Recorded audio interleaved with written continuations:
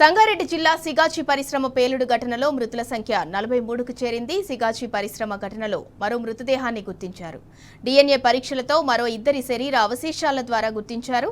మరో 7గురి ఆచూకీ లభించాల్సి ఉంది. ఆచూకీ లేని 9 మందిలో 2 మృతి చెందినట్లు అధికారులు గుర్తించారు. DNA ద్వారా గుర్తించిన వారిలో ఇస్నాపూర్కు చెందిన దాసరి రామాంజనేయులు, మహబూబాబాద్కు చెందిన ఎం అఖిల్, చికెన్ సింగ్లు మధ్యప్రదేశ్కు చెందిన వారిగా గుర్తించారు.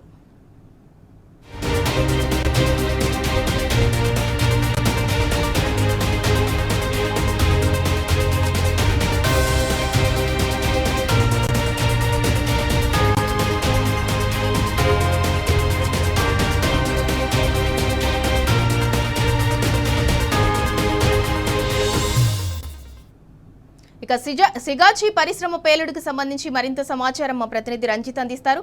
రంజిత్, సిగాచి పరిశ్రమ పేలుడు ఘటనలో మృతుల సంఖ్య అయితే 43కు చేరింది. DNA టెస్టుల ద్వారా మృతదేహాలను కూడా గుర్తిస్తున్నారు. దానికి సంబంధించి పూర్తి డీటెయిల్స్ ఏంటి?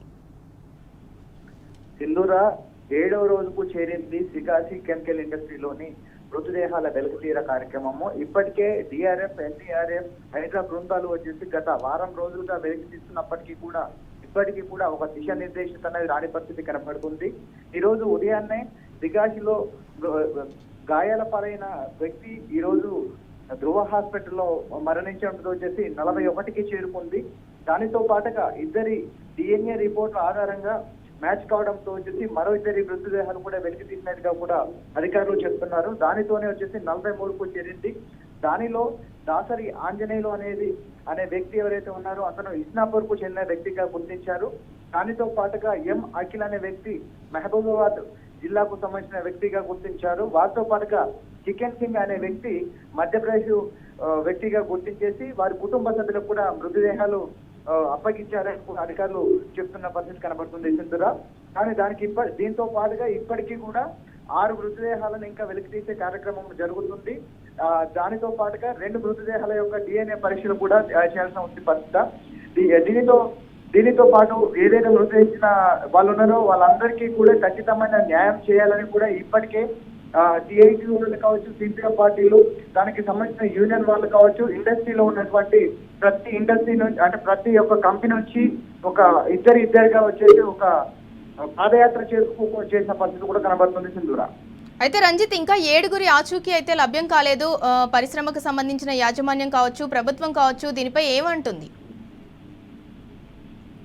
నిన్న ఉదయం ఏదైతే ఉందో ఉదయం నుంచి కూడా దాని యొక్క శిథిలాలను తొలగించేసి ఆ శిథిలాలందరినీ దాన్ని మొత్తం టోటల్ గా వేరే డంపింగ్ చేసి ఆ డంపింగ్ లో ఎత్తిపోత కార్యక్రమం చేశారు. ఆ ఎత్తిపోత కార్యక్రమంలో ఒక 2 మోకాలకు సంబంధించిన ఎముకల ద్వారా వచ్చేసి DNA రిపోర్ట్ కు పంపిస్తామని చెప్పారు. దానితో పాటుగా మాంసం ముద్దలు ఏదైతే ఉన్నాయో ఇప్పటికీ కూడా మాంసం ముద్దలు 24 వచ్చాయి. ఆ 24లో ఒక 3 మాంసం ముద్దలు వచ్చేసి బీహార్ సంబంధించిన వ్యక్తిగా గుర్తించి దానిని DNA రిపోర్ట్ ఆధారంగా వాళ్ళ కుటుంబ సభ్యులకు హ్యాండ్ఓవర్ చేశారు. దానిలోని ఇప్పటికీ కూడా గుర్తించవలసిన మాంసం ముద్దలు వచ్చేసి దాదాపు 15 పైన ఉన్నది.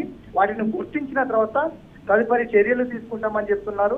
టోటల్ గా శిథిలాలను తొలగించడానికే 5 ఫీట్ల లోపలికి కూడా దాన్ని మొత్తం కూడా తవ్వకాలు ఏర్పాటు చేశామని కూడా అధికారులు చెప్తున్నారు. కానీ ఇప్పటికీ కూడా 6 మృతదేహాల యొక్క ఆచూకీ తెలవడం లేదు. దానిపైన కూడా అంటే దాన్ని మరొకసారి కూడా డంపింగ్ యార్డ్ లోని ఎత్తిపోత కార్యక్రమం చేస్తున్నామని కూడా అధికారులు చెప్తున్నారు. పరిస్థితులు కనబడుతున్నాయి Sindhura. Right, thank you Ranjith.